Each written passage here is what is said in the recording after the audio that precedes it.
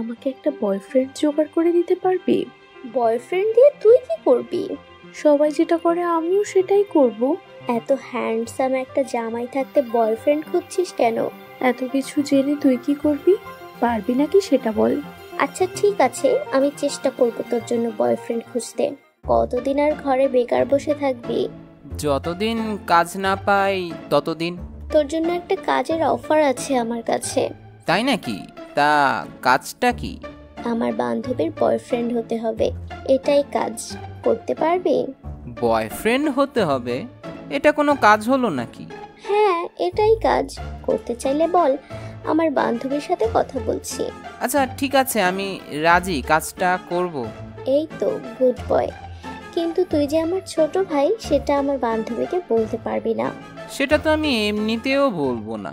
Hello, Riya আমাকে পাঠিয়েছে আপনার সাথে দেখা করার জন্য। তুমি আকাশ, তাই না? জি, আমি আকাশ। তুমি কিন্তু দেখতে অনেক হ্যান্ডসাম।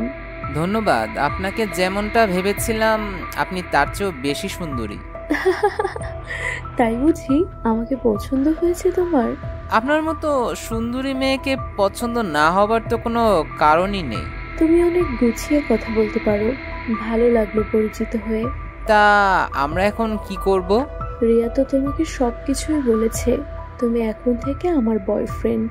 হ্যাঁ বলেছে, কিন্তু টাকার ব্যাপারে কিছুই বলেনি আসলে। ও, আমি তো ভুলেই গিয়েছিলাম। তা তুমি কত টাকা চাও?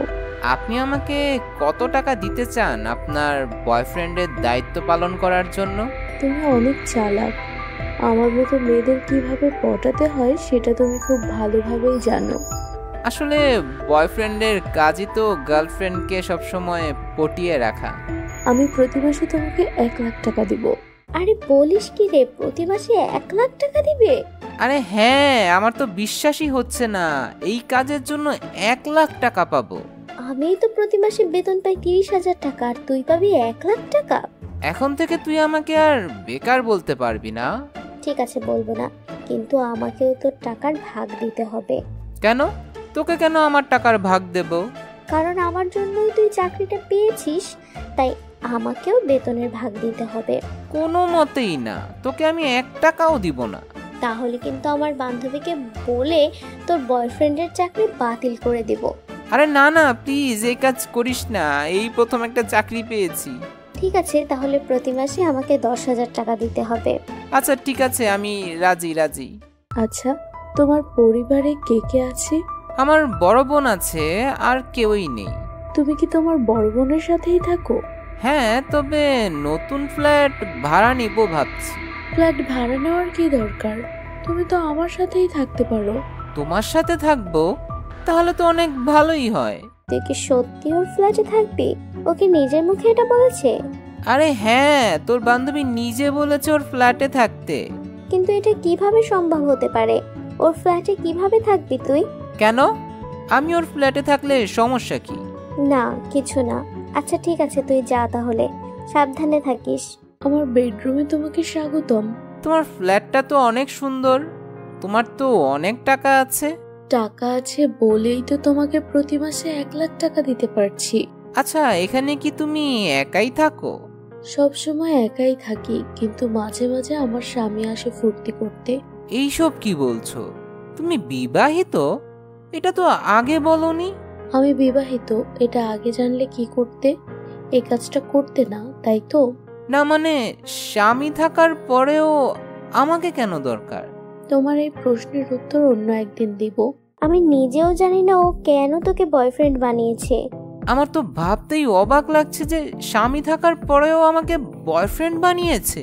এসব নিয়ে ভেবে তোর কি লাভ? তুই তো প্রতি মাসে 1 লাখ টাকা পাচ্ছিসই। 1 লাখ টাকা কিভাবে পাই?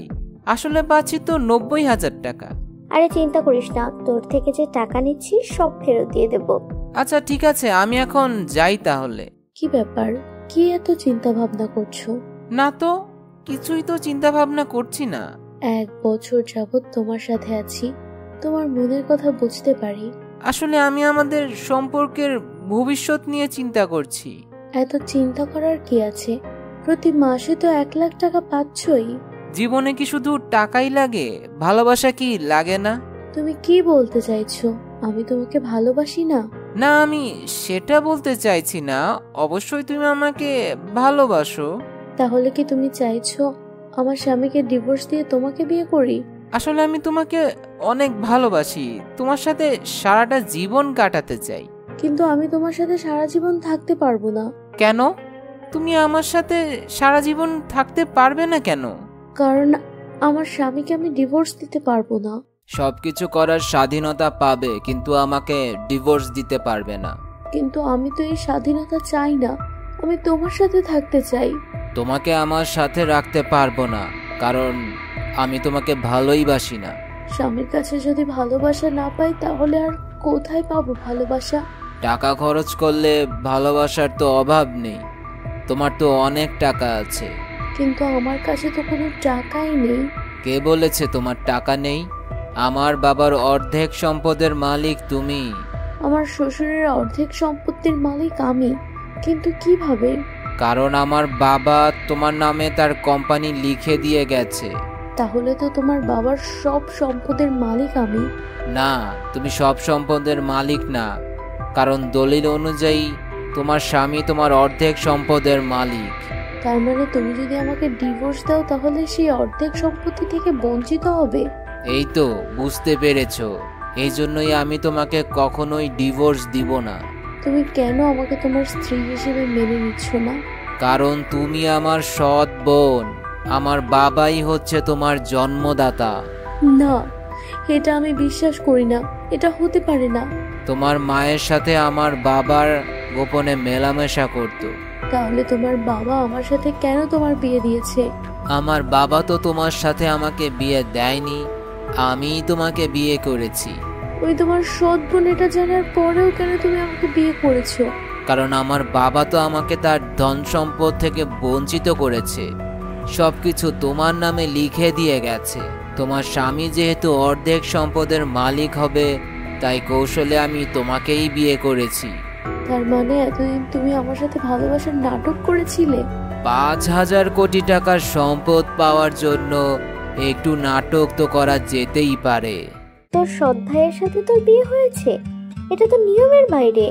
কোনো কিছুই নিয়মের বাইরে না, কারণ আমার আসল বাবার কথা কেউই জানে না। তোর আসল বাবার সাথে তোর মায়ের সম্পর্ক শুরু হয়েছিল কিভাবে? আমার মা আমার আসল বাবার কোম্পানিতে চাকরি করত, অফিসেই শুরু হয় তাদের সম্পর্ক।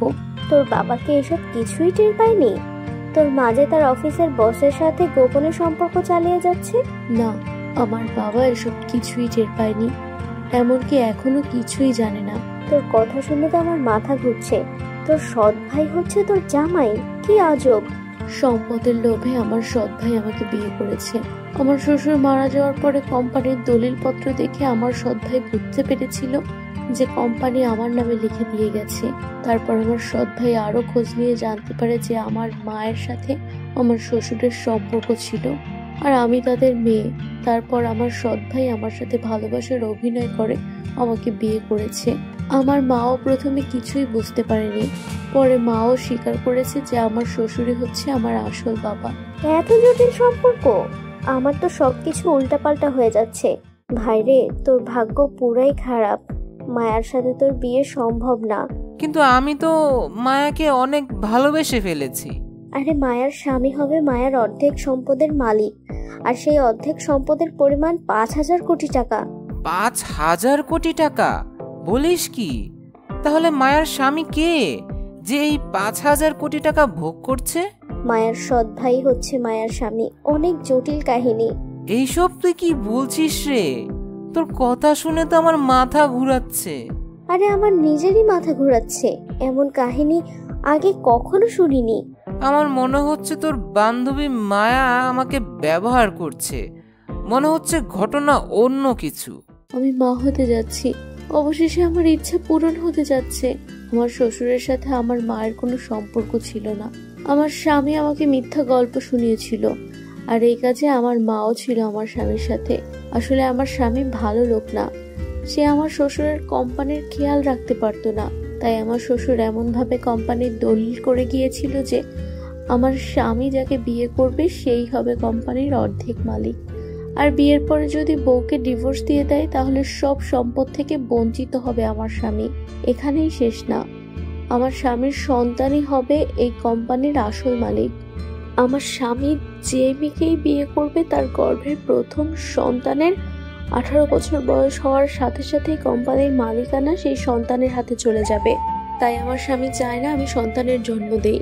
তাই সে আমাকে সৎবোন বানানোর নাটক করে আমার থেকে দূরে থাকে। কারণ নিয়ম অনুযায়ী আমার সন্তানের বয়স যখন 18 বছর হবে তখন থেকে আমার সন্তানই হবে আমার শ্বশুরের কোম্পানির মালিক। আমি আকাশের সন্তানের মা হতে যাচ্ছি, কিন্তু দুনিয়া জানবে এই সন্তান আমার স্বামীর। কারণ আমার স্বামী আমাকে ডিভোর্সও দিতে পারবে না, তাই আমার গর্ভের সন্তানের বাবা তাকেই হতে হবে। আর আমার সন্তানের বয়স যখন 18 বছর হবে তখনই সবকিছুর মালিক হবে আমার পেটের সন্তান।